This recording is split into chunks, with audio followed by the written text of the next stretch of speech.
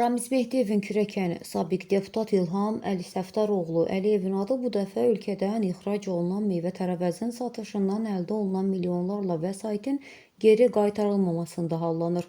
Bu haqda Müsavat.com-a açıqlama verən Şabranlı sahibkar Mansur İbrahimov deyir ki, ona məxsus olan sabiq deputat tərəfindən qəsb edilən Turaz MMC şirkətinin ərazisində yetişdirilən meyvələr xaricə daşınır, lakin satışdan əldə edilən vəsait ölkəyə gətirilmir. Şirkətdə bu işlərə Zahir Ələsgərov baxır. İlham onu Turaz MMC-nin direktoru təyin edib. Hər il deyirlər ki, güya xaricə apardıqları meyvələr orada zay olub, çürüyüb. Amma hər il zəbt olunan bağlarımda 400-500 nəfəri işlədir. Onlara gördükləri işə görə əmək haqqı ödəyirlər.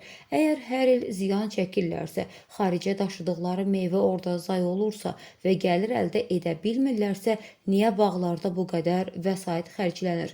Mansur İbrahimov qeyd edir ki, zəbt olunmuş meyvə bağlarında 10 milyonlarla manat xeyir götürülür. İbrahimovun sözlərinə görə sabiq deputat Zaur Məmmədov kimi hakimlərin əli ilə illərdir ki, onun bağlarını zəbti altında saxlayır və talayır. Özgənin qanunsuz sahibliyindən əmlakının geri qaytarılmasını tələb edən şikayətçi bildirir ki, bağlardan yığdıqları meyvə də talan edilib xaricə daşınır.